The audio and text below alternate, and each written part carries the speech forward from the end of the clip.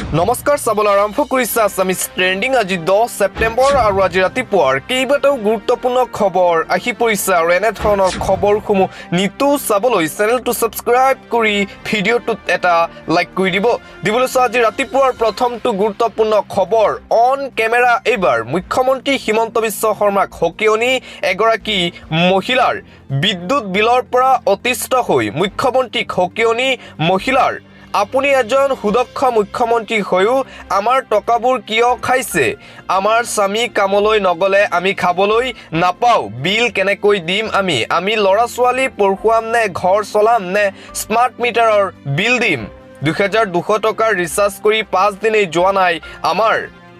আমাক চেপি খোৱাতকৈ হত্যা কৰক মুখ্যমন্ত্ৰী হিমন্ত বিশ্ব শৰ্মাই 24 ঘণ্টা বিজুলী দিম বুলি প্ৰতিশ্ৰুতি দিয়া চৰকাৰে আমাক খুলি খালে স্মাৰ্ট মিটাৰ লগাই এতিয়া ফুপলা স্বৰূপ উলুৱাই দিলে চৰকাৰে শিৱসাগৰৰ ৰাজপথত স্মাৰ্ট মিটাৰক লৈ উলাই আহিল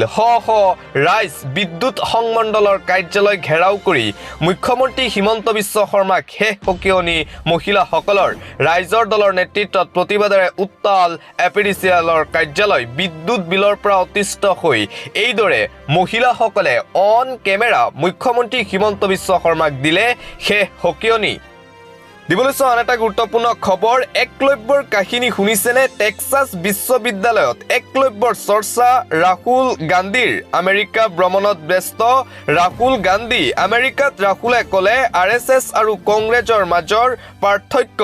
ৰাহুল গান্ধীয়ে কৈ গ'ল নাৰী সবলীকৰণ নিবনুৱা সমস্যা বৈষম্যতাৰ কথা লগতে উল্লেখ কৰিলে গণতন্ত্ৰত বিৰোধীৰ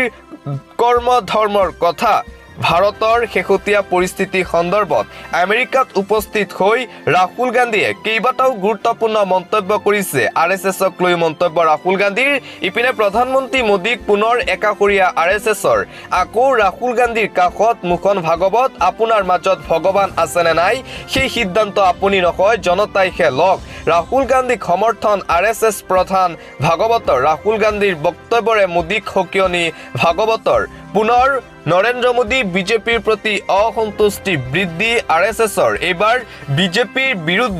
বিজেপিৰ বিপৰীতে ৰাহুল গান্ধীক সমৰ্থন জনোৱা পৰিলক্ষিত হৈছে RSS প্ৰধান মুখন ভাগৱতে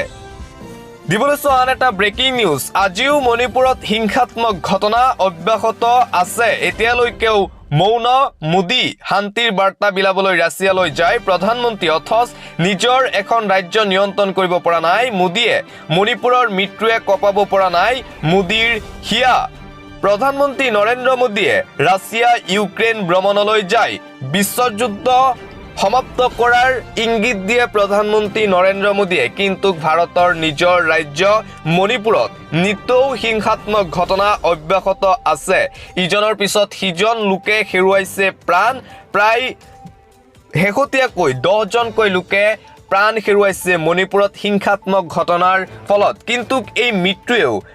নৰেন্দ্ৰ মোদীৰ হিয়া কপাব পৰা নাই এতিয়ালৈকে মোদী মণিপুৰলৈ নাযায় অথচ মণিপুৰক লৈ এটা মাতো নামাতে প্ৰধানমন্ত্ৰী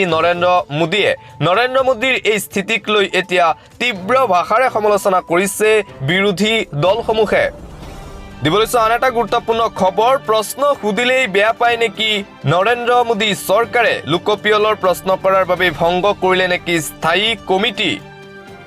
মোদী চৰকাৰ ৰুখত পৰিল নেকি লোকপিয়লৰ স্থায়ী কমিটি প্ৰধানমন্ত্ৰী নৰেন্দ্ৰ মোদী আৰু বিজেপি চৰকাৰক যোনেই প্ৰশ্ন কৰে তাকেই এতিয়া বেয়া পায় প্ৰধানমন্ত্ৰী নৰেন্দ্ৰ মোদীয়ে লোকপিয়লৰ বাবে যি কমিটি গঠন কৰা হৈছিল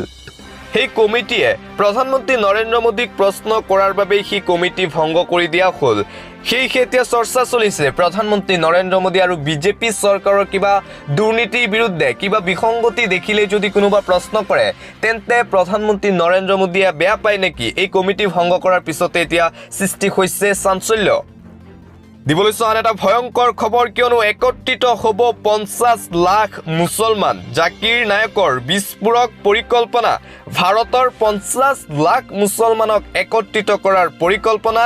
জাকিৰ নায়কৰ চৰকাৰৰ বিৰুদ্ধে একত্ৰিত হ'ব মুছলমান বিজেপি চৰকাৰৰ বিৰুদ্ধে 50 লাখ মুছলমানক একত্ৰিত কৰাৰ হুংকাৰ 50 লাখ মুছলমানক বিজেপি চৰকাৰৰ বিৰুদ্ধে উলাই অহাৰ আহ্বান চৰকাৰক মুছলমানৰ শক্তি দেখুৱাই দিয়াৰ আহ্বান জাকিৰ নায়কৰ ৱাকফ বিধেয়কৰ বিৰুদ্ধে 50 লাখ মুছলমানক একত্ৰিত কৰাৰ পৰিকল্পনা ৱাকফৰ ভূমি সম্পত্তিত কেৱল মুছলমানৰহে অধিকাৰ আছে ৱাকফ ভূমিত মুছলমানৰ বাহিৰে অন্য কোনো ধৰ্মৰ লোকৰ অধিকাৰ নাই দেশৰ মুছলমানক শোষণ কৰিব বিচাৰিছে ভাৰতীয় জনতা পাৰ্টিৰ চৰকাৰে ৱাকফ বৰ্ডৰ ভূমি কোনো ৰাজহুৱা সম্পত্তি নহয় ৱাকফ বিধেয়ক গৃহীত হ'লেই হাজাৰ হাজাৰ মছজিদ মাদ্ৰাছা হেৰুৱাব মুছলমানে বিগত 10 বছৰৰ তুলনাত ক্ৰমাৎ দুৰ্বল হৈ আহিছে বিজেপি চৰকাৰ বিজেপিৰ দুৰ্বলতাৰ সুযোগতে ৱাকফ বিধেয়কৰ বিৰুদ্ধে একত্ৰিত হওক 50 লাখ মুছলমান ৱাকফ বিধেয়কৰ সুযোগ লৈ পুনৰ আপত্তিজনক মন্তব্য পলাতক জাকিৰ নায়কৰ সামাজিক মাধ্যমত বিতৰ্কিত মন্তব্যৰে মুছলমানক চৰকাৰ বিৰোধী কৰাৰ ষড়যন্ত্ৰ দিবলৈ আন এটা ব্ৰেকিং নিউজ এইবাৰ অসমৰ সংখ্যালঘু সমস্যাৰ কথা পালেগৈ চন্দ্ৰবাবু নাইডু আৰু নীতিশ কুমাৰৰ কাণত অসমত শেহতীয়াকৈ সংখ্যালঘুৰ ওপৰত চলা নিৰ্যাতন সংখ্যালঘুৰ ওপৰত হোৱা সমস্যাসমূহৰ বাবে চন্দ্ৰবাবু নাইডু আৰু নীতিশ কুমাৰক সাক্ষাৎ কৰিব অসম সংখ্যালঘু সংগ্ৰাম পৰিষদে তাৰ পিছতে এতিয়া ৰাজনৈতিক মহলত সৃষ্টি হৈছে ব্যাপক চৰ্চা যে চন্দ্ৰবাবু নাইডু আৰু নীতিশ কুমাৰক লগ কৰাৰ পৰিকল্পনা কাৰ সংখ্যালঘুৰ সমস্যাক লৈ নীতিশ আৰু চন্দ্ৰবাবুক সাক্ষাৎ কৰিব অসম সংখ্যালঘু সংগ্ৰাম পৰিষদে অসমত সংখ্যালঘুৱে ভুগি থকা সমস্যাৰ বিষয়ে জনাব নীতিশ নাইডুক সংখ্যালঘুৰ ওপৰত বৰ্তমান অসমত অত্যাচাৰ আৰু নিৰ্যাতন চলাইছে একাংশ লোকে সংখ্যালঘুৰ ওপৰত হিমন্ত বিশ্ব শৰ্মা আৰু বিজেপি চৰকাৰে যি অত্যাচাৰ চলাইছে যি নিৰ্যাতন কৰিছে সেই আটাইবোৰ সমস্যাক লৈ নীতিশ কুমাৰ আৰু চন্দ্ৰবাবু নাইডুক সাক্ষাৎ কৰিব অসম সংখ্যালঘু সংগ্ৰাম পৰিষদে যাতে নীতিশ কুমাৰ আৰু চন্দ্ৰবাবু নাইডুৱে এইসমূহ সমস্যা নৰেন্দ্ৰ মোদী আৰু অমিত শ্বাহক অৱগত কৰাব পাৰে কিয়নো প্ৰায় সময় দেখা যায় যে নীতিশ কুমাৰ আৰু চন্দ্ৰবাবু নাইডুৱে মুছলমানৰ পক্ষত কিছুমান সিদ্ধান্ত লয় আৰু সেইবাবে এতিয়া অসম সংখ্যালঘু সংগ্ৰাম পৰিষদে অসমৰ সংখ্যালঘু মুছলমানৰ সমস্যাসমূহ নীতিশ কুমাৰ আৰু চন্দ্ৰবাবু নাইডুক জনাব দিবলৈ আন এটা ব্ৰেকিং নিউজ ধাৰ মাৰিবলৈ স্মাৰ্ট মিটাৰ লগাইছে বিজেপি চৰকাৰে পুনৰ হিমন্ত বিশ্ব শৰ্মা আৰু বিজেপি চৰকাৰৰ বিৰুদ্ধে কেইবাটাও বিস্ফোৰক মন্তব্য কৰিছে কংগ্ৰেছ সাংসদ গৌৰৱ গগৈয়ে লগতে গৌৰৱ গগৈয়ে কৈছে 2026ত কংগ্ৰেছ চৰকাৰ গঠন হ'লে হিমন্ত বিশ্ব শৰ্মাৰ সম্পত্তিৰ তদন্ত হ'ব এছআইটি কমিটি গঠন কৰি পুনৰ হিমন্ত বিশ্ব শৰ্মা আৰু বিজেপি চৰকাৰৰ বিৰুদ্ধে এইদৰে সৰব হ'ল গৌৰৱ গগৈ ধাৰ মাৰিবলৈহে চৰকাৰখনে মানুহৰ ঘৰত স্মাৰ্ট মিটাৰ লগাইছে গুৱাহাটীত ফ্লাইঅভাৰ বনাই ধনৰ অপচয় কৰিছে হিমন্ত বিশ্ব শৰ্মাৰ চৰকাৰে ধাৰ মাৰিবলৈ এতিয়া চৰকাৰৰ হাতত বেলেগ উপায় নাই এই ধাৰ পৰিশোধ কৰিবলৈ স্মাৰ্ট মিটাৰ আনিলে হিমন্ত বিশ্ব শৰ্মাৰ চৰকাৰে ঝাৰখণ্ডত মুখ্যমন্ত্ৰীয়ে আদিবাসীসকলৰ কথা কয়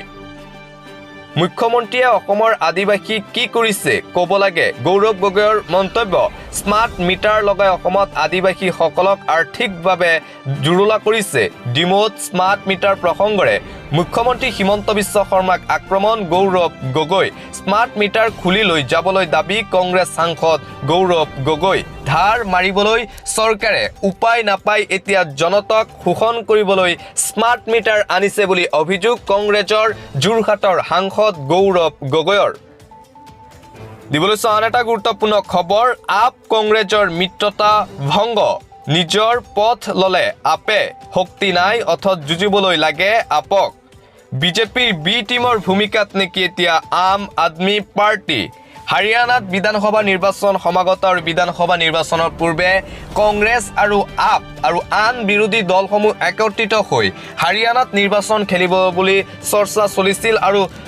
মিত্ৰতা প্ৰায় চূড়ান্ত হৈছিল কিন্তু হঠাৎ এতিয়া আপ কংগ্ৰেছৰ পৰা আঁতৰি গৈ নিজাববীয়াকৈ নিৰ্বাচন খেলিব বিজেপিৰ বি টিম হিচাপে এতিয়া কাম কৰিছে নেকি আম আদমি পাৰ্টি কিয়নো মিত্ৰতা ভংগ কৰাৰ পিছতে এই চৰ্চা চলিছে এতিয়া ৰাজনৈতিক মহলত আন এটা পলিটিকেল ব্ৰেকিং নিউজ প্ৰাৰ্থিত্ব দিবলৈ সাজু বিজেপি কিন্তু নাই প্ৰাৰ্থীহে প্ৰাৰ্থী বিচাৰি হাহাকাৰ কৰিছে বিজেপিয়ে প্ৰাৰ্থিত্ব বিচৰাৰ সংখ্যা কম মুৰে কপালে হাত দিছে মুখ্যমন্ত্ৰী হেমন্তই ক'ত ঘটিছে এই ঘটনা হাৰিয়ানা আৰু জম্মু কাশ্মীৰত বিধানসভা নিৰ্বাচনৰ দিন ঘোষণাৰ পিছতেই এতিয়া হল ঠেকত পৰিছে বিজেপি চৰকাৰ প্ৰাৰ্থিত্ব বিচৰাৰ সংখ্যা কম কিন্তু প্ৰাৰ্থিত্ব দিয়াৰ সংখ্যা বেছি অৰ্থাৎ টিকটেই নিবিচাৰে বিজেপি দলৰ পৰা বিজেপিয়ে এতিয়া টিকট দিবলৈ প্ৰাৰ্থীয়ে বিচাৰি নাপায় বিমূৰত পৰিছে প্ৰধানমন্ত্ৰী নৰেন্দ্ৰ মোদী অমিত শাহ আৰু বিজেপি চৰকাৰ হাৰিয়ানাত প্ৰাৰ্থিত্ব দিবলৈ প্ৰাৰ্থী নাপায় বিজেপি চৰকাৰে ঠিক একেদৰে জম্মু কাশ্মীৰতো প্ৰাৰ্থিত্ব দিবলৈ প্ৰাৰ্থী নাপায় ভাৰতীয় জনতা পাৰ্টি আৰু আনফালে মহাৰাষ্ট্ৰতো বিজেপিক লৈ অসন্তুষ্টি বৃদ্ধি পাইছে মহাৰাষ্ট্ৰ হেৰুৱাৰ আশংকা এতিয়া বিজেপিৰ কিয়নো মহাৰাষ্ট্ৰক লৈ প্ৰকাশ পাইছে এক্সিট পোল বিজেপিৰ হাতৰ পৰা যাব মহাৰাষ্ট্ৰ প্ৰকাশ পালে লোকপোলৰ মহাৰাষ্ট্ৰ বিধানসভা নিৰ্বাচনৰ সমীক্ষা অনুসৰি